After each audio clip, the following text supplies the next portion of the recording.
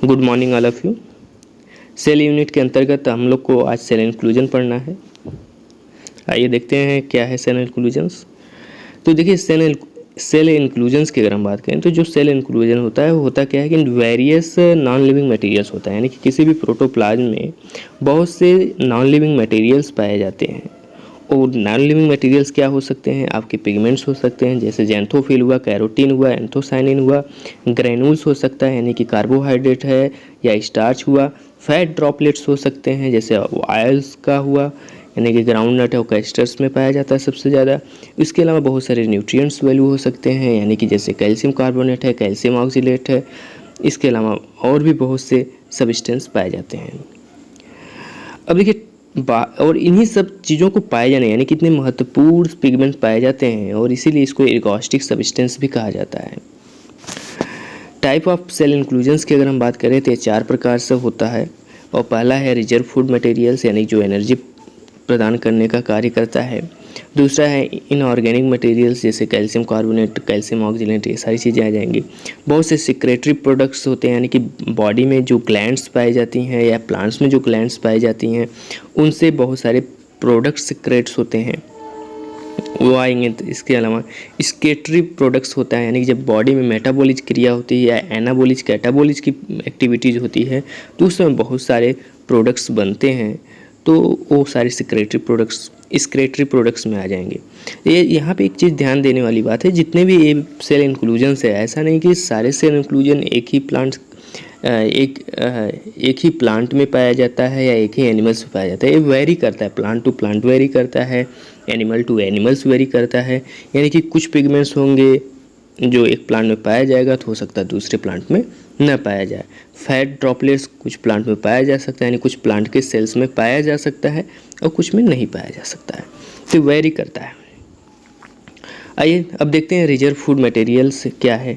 तो reserve food materials में आपका स्टार्च आएगा, ग्लूकोज आएगा, ये सारी चीज़ें होंगी यानी कि फोटोसिंथेसिस। देखिए इसको 2 भागों में बांट दिया गया इसीलिए समझने के लिए कि टेम्परेरी और परमानेंट। मीन्स ये हुआ कि जब पौधा फोटोसिंथेसिस की क्रिया करेगा, ठीक है, सनलाइट के उपस्थिति में फोटोसिंथेसिस करेगा तो बनाएगा यहाँ पे ग्लूकोज का फॉर्मेशन करेगा या शुगर का फॉर्मेशन करेगा, ठीक है। और शुगर का फॉर्मेशन जब करेगा तो फिर शुगर क्या होगा, स्टोर होता जाएगा यानी कि शुगर के मॉलिक्यूल्स आपस में जुड़ते जाएंगे और स्टोर होते जाएंगे। तो शुगर के जब ग्लूकोज जब स्टोर होता जाता है या शुगर का मॉलिक्यूल्स जब स्टोर होने लगता है तो वो फिर कन्वर्ट किस में हो जाता है, यहाँ पे वो कन्वर्ट किस में होता है, स्टार्च में कन्वर्ट होता है। यानी कि फोटोसिंथेसिस हुआ, शुगर बना और शुगर का मॉलिक्यूल आपस में ऐड होते गए, एक चैन बनती गई और जिससे वो कन्वर्ट हो गए स्टार्च में। मीन्स टेम्परेरी जो शुगर होगा वो टेम्परेरी होता है क्योंकि वो तुरंत कन्वर्ट हो जाता है स्टार्च में। और स्टार्च जल्दी कन्वर्ट नहीं होता है क्योंकि एक कॉम्प्लेक्स कंपाउंड सब्सटेंस बन जाता है, तो इसलिए इसको परमानेंट कहा जाता है। तो जो रिजर्व फूड मेटल है उसमें आपका स्टार्च आएगा और स्टार्च का अच्छा एग्जांपल्स क्या है, पोटैटो और राइस है, ठीक है, क्योंकि इसमें ग्लूकोज जो होता है वो कन्वर्ट किस में हो जाता है, स्टार्च में। इसके अलावा प्रोटीन्स पाए जाते हैं जैसे एलुरॉन प्रोटीन्स होता है, जो सीरियल्स क्रॉप्स होते हैं उनके इंडोस्पर्म्स के ऊपर एक लेयर पाई जाती है। देखिए यहाँ पर लिखा गया है कि outer side of the endosperm, यानी कि जो सीरियल्स होगा उस सीरियल्स के जो दाना होगा यानी सफ़ेद वाला भाग जो होगा जैसे धान है तो उसके ऊपर एक एल्यूरॉन्स लेयर पाई जाती है और वो एल्यूरॉन्स लेयर जो होती है वो बनी किससे होती है, प्रोटीन की बनी होती है। वो प्रोटीन जो होता है इनसॉल्युबल्स होता है, ठीक है। इसके बाद ग्लाइकोजेंस पाया जाता है यानी कि बहुत सारे जो एनिमल्स की बॉडीज़ होती है, जो एनिमल्स में कार्बोहाइड्रेट पाया जाएगा, ये तो प्लांट की बात हो गई थी कि स्टार्च, लेकिन जो बहुत से एनिमल्स हैं जिसमें कार्बोहाइड्रेट जो पाया जाएगा वो ग्लाइकोजेंस के फॉर्म में होगा। कहाँ पे पाया जाएगा, लीवर्स में पाया जाएगा और मसल सेल्स में पाया जाएगा। चौथा है रिजर्व मटेरियल्स जो होता है फैट ड्रॉपलेट्स है। ये फैट ड्रॉपलेट्स मीन्स जैसे ऑयल्स हो गया, ये सारी चीज़ें भी फैट के अंतर्गत ही आएंगी। तो ये ग्राउंड नट में सबसे ज़्यादा पाया जाएगा, मस्टर्ड में पाया जाएगा और कैस्टर में पाया जाएगा, कोकोनट्स में पाया जाएगा। तो आप यहाँ देख रहे हैं वेरी कर रहा है, मीन्स सारी चीज़ें ऐसा नहीं कि एक ही पौधे में पाया जा रहा है, ये पौधे तो प्लांट टू प्लांट वेरी कर रहा है सारा मटेरियल्स। अब देखिए इनऑर्गेनिक मटेरियल्स की अगर हम बात करें तो इनऑर्गेनिक मटेरियल्स में क्या क्या आएगा, उसमें सिलिका आता है, कैल्शियम कार्बोनेट है और कैल्शियम ऑक्सीलेट है। तो सिलिका जो होता है जितने भी ग्रॉस वाले पौधे हैं उसमें सब में पाया जाता है। कैल्शियम कार्बोनेट की अगर बात करें तो इसमें एक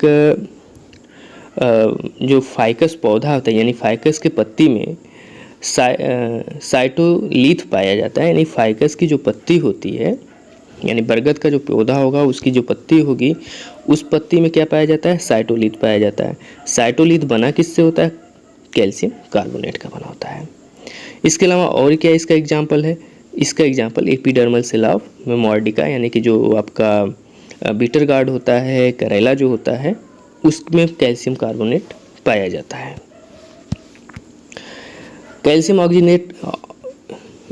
ऑक्सीलेट का अगर बात करें तो कैल्शियम ऑक्सीलेट जो होता है क्रिस्टलिन पार्टिकल्स होते हैं, और ये जो यहाँ पर रैफिड्स लिखा गया है यानी कि जो इसके क्रिस्टल का फॉर्मेशन होता है, मीन्स कठोर एक क्रिस्टल रूप ले लेता है, और वो जो उसकी शेप जो होगा अलग अलग होता है। तो उसमें से एक मैंने टाइप लिख दिया है रैफिड्स। तो रैफिड्स मीन्स होता है इलांगेटेड यानी कि लंबवत टाइप का क्रिस्टल्स का फॉर्मेशन होता है। पाया किस में जाता है, कॉर्डिया में पाया जाता है। इसके अलावा आप देखिए कुछ सिक्रेटरी प्रोडक्ट्स हैं यानी मैनी सब्सटेंस यानी बहुत सारे ऐसे सब्सटेंस हैं जो सिक्रेट होते हैं स्पेशल ग्लैंड से। तो बहुत सारे ऐसे सब्सटेंस हैं जो सिक्रेट होते हैं स्पेशल ग्लैंड से, तो उसको कहा जाता है सिक्रेटरी प्रोडक्ट। अब वो क्या क्या हो सकते हैं, यानी कि बहुत से ऐसे प्रोडक्ट हो सकते हैं जो कलर प्रोड्यूस करते हैं, जो सिक्रेट होते हैं, एंजाइम्स हो सकते हैं, नेक्टर्स हो सकते हैं। अब कलर प्रोड्यूसिंग में क्या हो सकता है, क्लोरोफिल हो सकता है, जेंथोफिल हो सकता है, कैरोटीन, एंथोसाइनिन हो सकता है। अभी प्रोड्यूस क्या करते हैं, ग्रीन कलर प्रोड्यूस करते हैं, जेंथोफिल क्या करता है, येलो जेंथोफिल और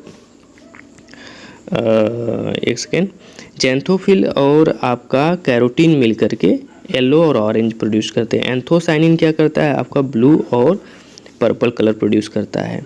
तो ये हो गया। एंजाइम्स की अगर हम बात करें तो एंजाइम का कार्य क्या है, देखिए एंजाइम करता क्या है कि जो कॉम्प्लेक्स ऑर्गेनिक कंपाउंड है उसको तोड़ करके सिंपल बनाता है। मीन्स बॉडी में अगर स्टार्च है और हमको ग्लूकोज की ज़रूरत है तो स्टार्च को तोड़ करके क्या करेगा, ग्लूकोज बनाने का कार्य करता है। तो ये एंजाइम भी पाए जाते हैं, नॉन लिविंग एंजाइम होते हैं, और ये करते क्या है कि स्टार्च मॉलिक्यूल को कन्वर्ट करते हैं ग्लूकोज में। एक महत्वपूर्ण क्रिया है। इसके अलावा नेक्टर्स पाए जाते हैं। नेक्टर्स मीन्स जितने भी सिक्रेटेड नेक्ट्रीज ग्लैंड होती है वहाँ से नेक्टर सिक्रेट्स होते हैं, और उस नेक्टर पे क्या होता है कि इंसेक्ट बहुत जल्दी अट्रैक्ट होते हैं। अब इंसेक्ट जब अट्रैक्ट होते हैं तो फिर वो हेल्प करते हैं पॉलिनेशन में, से एक पौधे से दूसरे पौधे भी जाएंगे तो दूसरे पौधे से तीसरे पौधे भी जाएंगे। इस तरह से क्रॉस पॉलिनेशन में इनका महत्वपूर्ण रोल होता है इंसेक्ट का।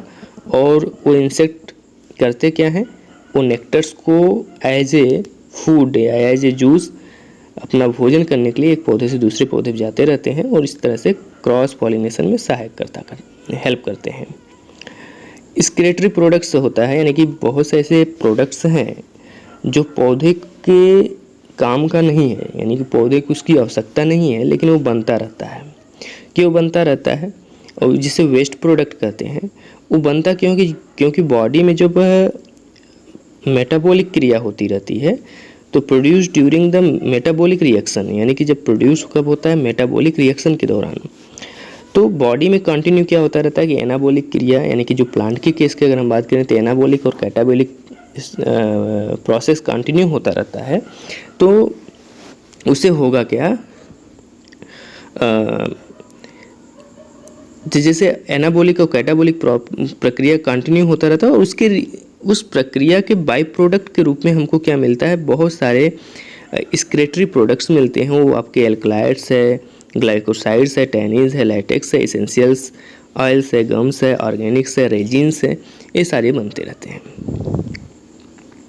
अब देखिए एल्कलाइड्स की अगर हम बात करें तो एल्कलाइड्स में आप देखेंगे क्यूनिन है, निकोटीन है, कैफीन है, मॉर्फिन्स है। ये सब किस में पाए जाते हैं, जैसे कॉफ़ी में पाया जाता है, चाय पत्ती में पाया जाता है। तो अलग अलग पौधे से अलग अलग एल्कलाइड्स निकलते रहते हैं। ग्लूकोसाइड्स की अगर हम बात करें तो ये डिग्रेडेशन ऑफ प्रोडक्ट होता है कार्बोहाइड्रेट का, जब विखंडन होता है या टूटता है तो उस समय ग्लाइकोसाइडेज का फॉर्मेशन होता है। टैनिज्म की अगर हम बात करें तो ये अनराइप फ्रूट जो कच्चे फल होते हैं उसमें टैनिज्म पाया जाता है, जिसके कारण से कसैलापन भी रहता है। लैटेक्स की अगर हम बात करें तो जितने भी पौधे में आप देखते हैं पत्ती तोड़ने पे या उस पर कट करने पे मिल्क जैसा सब्सटेंस निकलता है यानी दूध निकलने लगता है तो उसे लैटेक्स कहते हैं। जैसे धतूरा हो गया आपका अच्छा एग्जांपल इसका। इसेंशियल ऑयल्स की अगर हम बात करें तो बहुत सारे ऐसे पौधे हैं जिसमें एरोमीन्स होता है, मीन्स उससे सुगंध आता रहता है और जिससे हम ऑयल्स के रूप में यूज करते हैं। गम्स की अगर हम बात करें तो बहुत से जो सेलुलोज पाया जाता है यानी कि पौधे के ऊपरी भाग में जो सेलुलोज पाया जाता है, यहाँ पे देखिए एक सेकेंड, सेलुलोज जो पाया जाता है उसके डिग्रेडेशन से गम्स का फॉर्मेशंस होता रहता है। इसके अलावा इसमें बहुत से एसिड पाए जाते हैं, जैसे आपका साइट्रिक एसिड है यानी कि नींबू या लेमन वाले पौधे जितने भी होते हैं उसमें, या खट्टे पौधे जितने भी खट्टे फ्रूट्स होते हैं उन सब में साइट्रिक एसिड्स पाया जाता है और कुछ में ऑक्जेलिक एसिड्स पाया जाता है। तो इस तरीके से ये सारे सेल इंक्लूजन्स हैं जो एक्सक्रीटरी सेल इंक्लूजन्स हैं, यानी जिनका पौधे के लिए बहुत ज़्यादा खुद के लाइफ के लिए यानी पौधे के खुद के लाइफ के लिए बहुत इंपॉर्टेंस नहीं होता है या उसके लिए कोई यूज नहीं होता है, लेकिन इसका फॉर्मेशन मेटाबॉलिक कैटाबॉलिक क्रिया या कहें एनाबॉलिक कैटाबॉलिक क्रिया से या कहें मेटाबॉलिक क्रिया से कंटिन्यू होती है जी। देखिए इसमें है क्या कि मेटाबॉलिक क्रिया जो होता है, यहाँ कन्फ्यूजन हो सकता है। मेटाबॉलिक क्रिया जो होती है दो प्रकार की होती है, एक एनाबॉलिक क्रिया होती है और कैटाबॉलिक क्रिया होती है। जो एनाबॉलिक होता है जैसे फोटोसिंथेसिस का होना यानी कि कार्बन डाइऑक्साइड का मॉलिक्यूल और जल का मॉलिक्यूल मिलकर के ग्लूकोज का बनाता है, और जिस ग्लूकोज जब बनता है तो फूड मटेरियल के रूप में पौधे में फूड मटेरियल का काम करता है। तो जितना ज़्यादा एनाबॉलिक क्रिया होगी तो पौधे का वेट यानी ड्राई वेट उतने ज़्यादा बढ़ेगा, क्योंकि उसके अंदर फूड मटेरियल उतने ज़्यादा रिजर्व होता जाता है। और जितना कैटाबॉलिक क्रिया होगी, कैटाबॉलिक का मतलब हो गया कि वहाँ पे क्या हो रहा है, रिस्पायरेशंस हो रहा है। रिस्पायरेशंस में से जो ग्लूकोज बना है वो ऊर्जा के रूप में खर्च हो रहा है, और जितने ज़्यादा कैटाबॉलिक क्रिया होगी उतना वो ज़्यादा वजन जो होगा यानी ड्राई वेट लॉस होगा। तो इसका मतलब क्या होता है कि फूड मटेरियल कम होगा पौधे के अंदर। तो एक है मेटाबॉलिक कैटाबॉलिक क्रिया, इसमें भी बहुत सारे ऐसे टर्म्स हैं, हो सकता है कि आपको उसके मतलब मीनिंग्स न समझ में आए हो, तो फिर भी मैं कोशिश किया हूँ सब कुछ बताने के लिए, बताने की कोशिश किया हूँ। अगर कोई भी ऐसा टर्म या शब्द ऐसा लगता है जिससे आपको दिक्कत हो रही है तो आप बेझिझक पूछिएगा, और कोशिश करिए सभी लोग नोट्स बनाइए और जहाँ भी डाउट हो उसको बेझिझक पूछिए। बहुत कम लोग होते हैं जो अपने डाउट्स को पूछते हैं। तो ठीक है, ओके, थैंक यू।